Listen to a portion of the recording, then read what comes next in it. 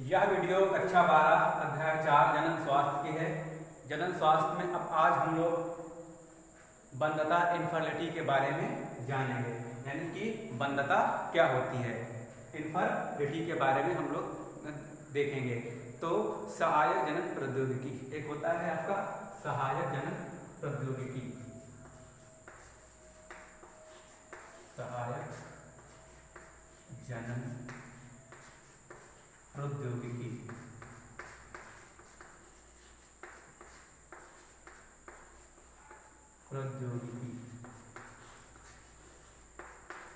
सहायक जनन प्रौद्योगिकी इंग्लिश में बोलेंगे assisted reproductive technology, assisted reproductive technology, assisted reproductive technology, assisted reproductive technology.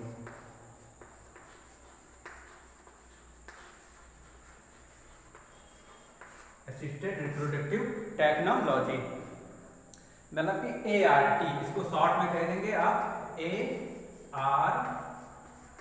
A से असिस्टेड, R से रिप्रोडक्टिव, T से टेक्नोलॉजी, सहायक जनन प्रौद्योगिकी, assisted reproductive technology ART।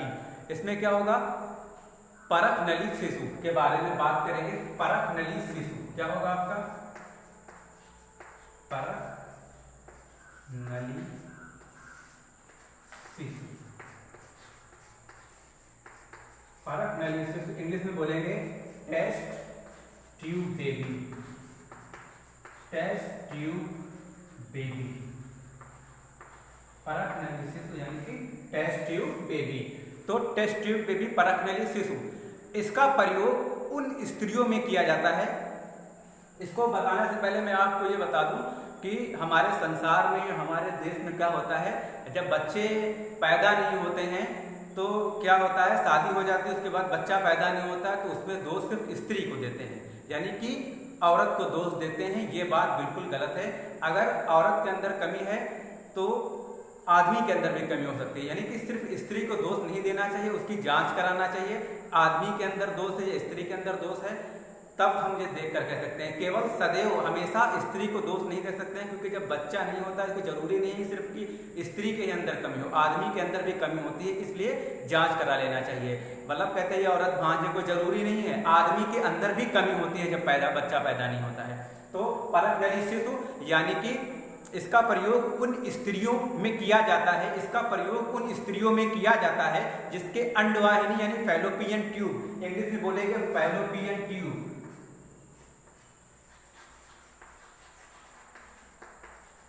Fallopian tube Hindi में बोल देंगे अंडवाहिनी, फैलोपियन ट्यूब हिंदी में इसको कहते हैं अंडवाहिनी, यानी इस लायक न हो। इसका प्रयोग, परख नली शिशु का प्रयोग उन स्त्रियों में किया जाता है जिसमें अंडवाहिनी यानी फैलोपियन ट्यूब इस लायक न हो कि वह अंडाशय का ट्रांसफर कर सके, यानी जो फैलोपियन ट्यूब होता है वो आगे अंडाशय को न ट्रांसफर न कर सके। तो ऐसी स्त्रियां जिनका अंडाशय या ओवरी और गर्भाशय दोनों सामान्य हो, मतलब उसके अंडाशय में कोई कमी ना हो, उनके अंडों में यानी ओवरी में कोई कमी ना हो, और जो गर्भाशय होता है यानी यूटेरस होता है उसमें कोई कमी ना हो, तो गर्भाशय उस लायक हो कि वो 9 महीने तक शिशु को रख सके और डिलीवरी कर सके। तो जो फैलोपियन ट्यूब होता है आपका ये, तो फैलोपियन ट्यूब या अंडवाहिनी में अगर कोई गड़बड़ है तब हम इसे परख नली शिशु द्वारा सही कर सकते हैं। कैसे, परख नली शिशु में कैसे किया जाता है, तो उस स्त्री के अंडाशय को इंजेक्शन द्वारा बाहर निकाल लिया जाता है। क्या करते हैं, जैसे किसी स्त्री के अंदर कोई कमी है तो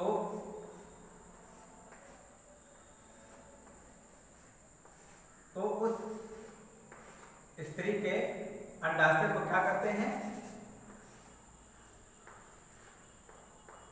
ये इस तरह से, ये यहाँ पर फैलोपियन ट्यूब होता है, यहाँ से ये अंडाशय है, यहाँ से अंडे मिलकर यहाँ पर चले जाते हैं। मगर जब अंडाशय में या फिर आपके फैलोपियन ट्यूब में जब कोई गड़बड़ी होती है परख नली शिशु में, क्या किया जाता है कि उस स्त्री के अंडाशय को इंजेक्शन द्वारा बाहर निकाल लेते हैं, यानी कि जो अंडाशय यहाँ बनता है इसको इंजेक्शन द्वारा बाहर निकाल लेते हैं। इंजेक्शन द्वारा बाहर उसको निकाल लेते हैं, उस स्त्री के अंडाशय को इंजेक्शन द्वारा बाहर निकाल लेते हैं और उस अंडाशय को उसके पति के शुक्राणु से लैब में पात्र निषेचन यानी कि स्त्री के यानी कि औरत के अंडाशय को निकाल लेंगे इंजेक्शन से, और जो उसके बाद उसका जो पति होगा उसके शुक्राणु को बाहर निकाल लेंगे। दोनों को क्या कर देंगे, लैब में यानी एक पात्र में, एक बर्तन में, लैब में उसको क्या करेंगे, दोनों को संलेख कर देंगे, आपस में मिला देंगे, यानी फैलोपियन ट्यूब में ट्रांसफर कर सकते हैं, मतलब उसको दोनों आपस में मिला देंगे और फिर पात्र निषेचन कराया जाता है। पात्र निषेचन का मतलब है कि दोनों स्पर्म और ओवम को मिला देते हैं। फिर जब मिला देंगे तो जब मिला देंगे तो क्या होगा, और भ्रूण बन, जब दोनों स्पर्म ओवम मिल जाएगा तो भ्रूण बन जाएगा यानी जायगोट बन जाएगा। तो जायगोट से हम फैलोपियन ट्यूब में ट्रांसफर। अब जब जायगोट बन गया, जब जायगोट बन गया मतलब जब जायगोट बना तो उस जायगोट को क्या करेंगे, इंजेक्शन के द्वारा यहाँ पर पहुंचा देंगे फैलोपियन ट्यूब में, जहां पर मेल का स्पर्म और फीमेल का ओवम मिलता है। मगर जब फैलोपियन ट्यूब में गड़बड़ी है तो क्या करेंगे, इंजेक्शन द्वारा बाहर निकाल लेंगे लैब में और पति के शुक्राणु को दोनों को मिला देंगे। उसके बाद जायगोट बनेगा, तब तो इंजेक्शन से यहाँ पर पहुंचा सकते हैं, फिर इंजेक्शन से वहां पर पहुंचा देंगे। फिर आगे क्या होगा, ट्रांसफर कर सकते हैं, यानी कि हम उसे गर्भाशय में ट्रांसफर कर सकते हैं, या फैलोपियन ट्यूब में ट्रांसफर कर दीजिए, या यहाँ पर गर्भाशय में उसको ट्रांसफर कर सकते हैं। इस आधार पर परफेली शिशु को दो भागों में बांटा गया है। मतलब हम ये कर सकते हैं, इतना कर सकते हैं, मगर इस आधार पर परफेली शिशु टेस्ट ट्यूब बेबी को क्या किया गया है, दो स्तरों में बांटा गया है। कितने, दो स्तरों में। आइए देखते हैं।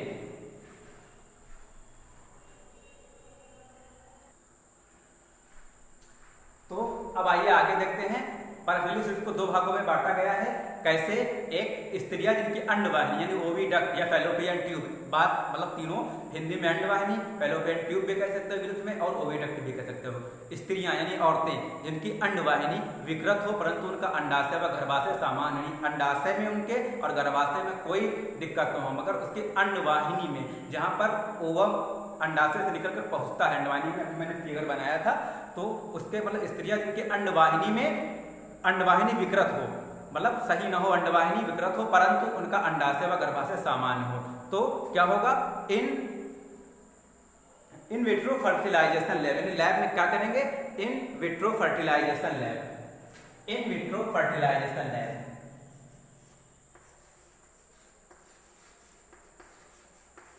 इन विट्रो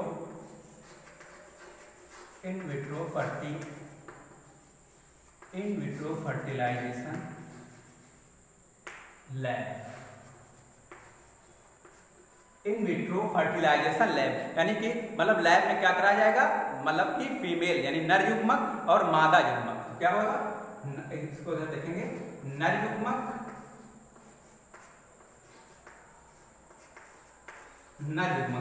क्या कहलाएगा, आपका स्पर्म क्या होगा, यानी शुक्राणु, हिंदी में लिखेगा शुक्राणु,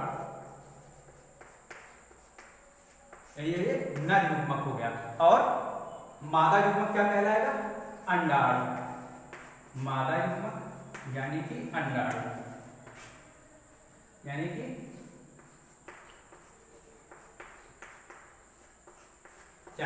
अंडाणु क्या करेंगे, दोनों संलयित होंगे और क्या बनेगा, युग्मनज बन जाएगा। क्या बन जाएगा, युग्मनज, यानी जो परफेली शिशु टेस्ट ट्यूब बेबी होते हैं उसके दो आधार है, दोनों आधारों को समझेंगे, युग्मनज बन जाएगा। क्या बन जाएगा, युग्मनज, यानी कि जाइगोट बन जाएगा, इंग्लिश में बोल देंगे जाइगोट, युग्मनज, जाइगोट। तो जाइगोट यानी कि क्या होगा, अब जब लैब में नर युग्मक शुक्राणु ले लेंगे, अंडाणु लेंगे बाहर निकाल कर, तो क्या होगा, लैब में ही विभाजन होने लगेगा। और जब लैब में विभाजन होगा तो सबसे पहले क्या, दो कोशिकाएं बनेंगी, दो सेल्स बनेंगी। जाइगोट बना तो जाइगोट में क्या होगा, दो कोशिकाएं बनेंगी, जाइगोट में क्या होगा, दो कोशिकाएं बनेंगी। कैसे, ऐसे, यानी कि 2n हुआ, आपका जब 2n हुआ तो एक से ये कोशिका बनेगी, एक ये लैब के अंदर होगा। क्या होगा, लैब के अंदर। फिर दो से क्या होगा, चार कोशिकाएं बनेंगी, दो से क्या हो जाएगा, आपकी चार कोशिकाएं बन जाएंगी, चार बनेंगी। चार से क्या होगा, 8 कोशिकाएं बन जाएंगी,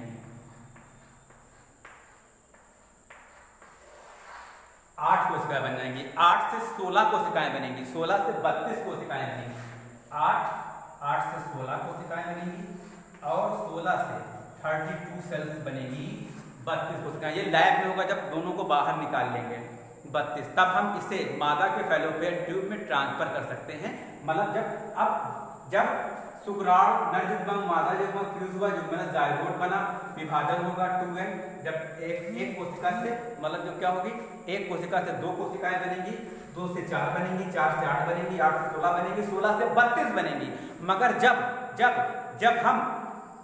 8 स्टेज पर पहुंचेगा, ये 8वीं स्टेज पर, यहाँ पर बहुत ही जरूरी है देखना, ये मेन टॉपिक, ये मेन पॉइंट।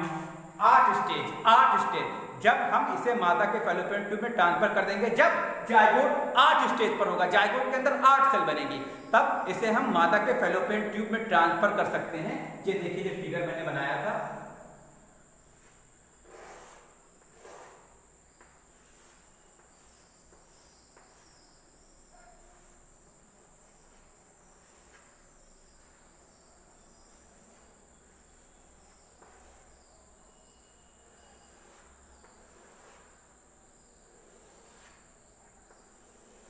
ये इस तरह से फिगर है मादा जनन तंत्र का। जब 8 स्टेज पर जब जायगोट पहुंचेगा, तब हम क्या कहेंगे, उसको फैलोपियन ट्यूब में ट्रांसफर कर देंगे। क्या करेंगे, फैलोपियन ट्यूब में ट्रांसफर कर देंगे। जब 8 स्टेज पर पहुंचेगा तो ये रहा फैलोपियन ट्यूब, ये है, यहाँ पर हम क्या करेंगे, उसको ट्रांसफर कर देंगे, फैलोपियन ट्यूब में ट्रांसफर कर देंगे। तो परकनेली शिशु के 2 भागों में बांटा गया है, मतलब कि 2 तरीके हैं। एक, जब वो 8वीं स्टेज पर आएगा तो उसको हम फैलोपियन ट्यूब में ट्रांसफर कर देंगे,